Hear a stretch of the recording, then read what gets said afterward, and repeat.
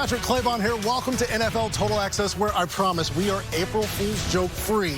Just in case somebody pulls a prank and has you down bad, I wanted you to know that you're safe. Call 2020 a down year in New England does a disservice to the term, but the cap issues are gone. New players are here, and owner Robert Kraft acknowledges seeing Tom Brady win elsewhere was not ideal, and maybe the solution at quarterback is already there. I would have loved for him to have retired as a Patriot. That was, everybody knew that. But in life, things just happen in a way that you have to balance a lot of things. After 20 years, I thought he was entitled to make a decision that was what he thought was best for him, and we gave him the ability to do that. At this point in time, we're trying to do what the best thing for us is, and I think in fairness to Cam, I'm not sure he had the proper weapons around him last year, and then he got COVID, and there were a lot of things that happened. And look, the quarterback is the most important position on the team. We know that. He touches the ball over 70 times a year. And so one way or another, we have to get that position solidified. So Tom Brady went to Tampa, and the Patriots missed the playoffs for the first time since 2008. New England promptly went to work this offseason, acquiring talent on both sides of the ball in free agency, and specifically brought in some playmakers for Cam Newton. Let's bring in some of our playmakers here. We got NFL veteran Andrew Hawkins, Scott Pioli, and Willie McGinest, who share 3 Super Bowl rings with this organization. So a good chance to talk about it. We heard the owner there, Willie, say he would like to be a contender every year.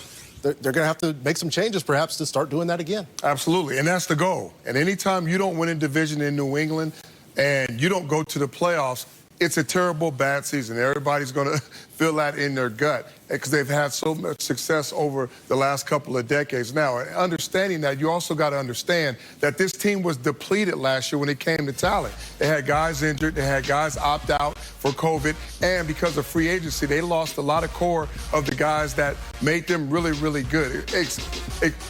Also, at the quarterback position, Tom Brady. So now you got to revamp a lot of different things.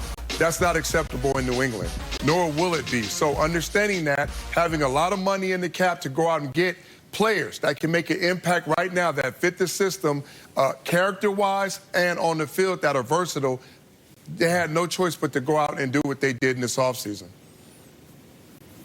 Willie, clearly they had a number of things to fix, and they went out and did it. It was interesting because it was very strategic. There was a depressed market this year, and they were one of the very few teams with a lot of cap space. So again, strategically, they saw opportunity, and they preyed upon it. So what they did was different this year because they had an opportunity. That's why they chose to spend the money. Because again, when you look at it, they had a lot of money, but there were a bunch of teams that couldn't compete for the few free agents. So in a year where, players normally in free agency would get a lot of money, they actually paid for players less than that they would have in a normal year of free agency. So I think the Patriots jumped on it because they knew they needed to make some changes. I agree, Scott. I mean, it was a depressed market, and that is why the Patriots switched up. Another reason is they realized they needed weapons. They no longer had the best on-field decision-maker in football history in Tom Brady. And listen, I know you guys are former Patriots. I'm a former Patriot, too. I was there for 6 weeks, man. You bleed the same championship blood, all right? And every year you can come in, you can get veterans, you can plug and play when you have Tom Brady. He is not there. For Cam to be successful, or any quarterback post-Tom Brady era, you have to give him weapons on the field. You have to give him weapons down the field, intermediate weapons. You have to give him solutions and answers to the test, and the Patriots went out and did that this year. Yeah, and Hawk, a lot of those weapons were on the other side of the ball that vacated the building as well. I mean, you had a lot of starters leave as free agency and because of COVID. So when you don't have the balance and you don't have one side of the ball dominant, then it is a problem. And then you have innate players like Tom that can make other players so much better around him by him being there, and because of injury as well, some of your better players not on the football field. When you add up all those different things, it makes it tough to win. I don't care what team you are, what division it is. Couple of ways to acquire talent, guys, right? The free agency, and then there's, of course, the NFL draft. And Robert Kraft also had some things to say about the draft process as of late in New England. Take a listen.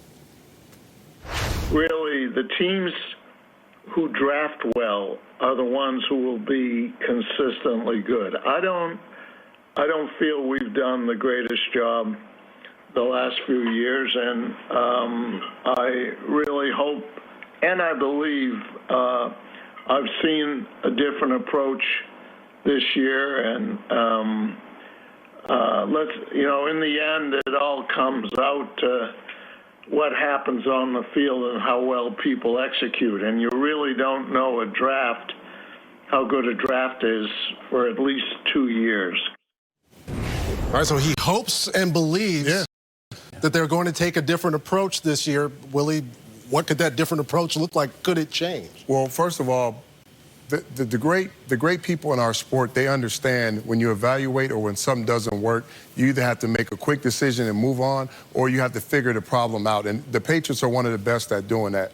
And when you look at what they've done over the past 5 years in the draft, there's only 3 first-round draft picks that they've drafted, 2 being in the same draft. So they find value later in the drafts, and they're able to put those players and use them to what their strengths are and use them a lot of different ways. Now, when he's talking about philosophy, now maybe you're saying, hey, some of those shiny toys in the first round, some of these big-name players that have these high ratings, maybe we should go out and grab these guys. Maybe we should go out and get some of these big-name players and put them into a system and take some chances on that instead of trading out of the first round and finding value later in those rounds.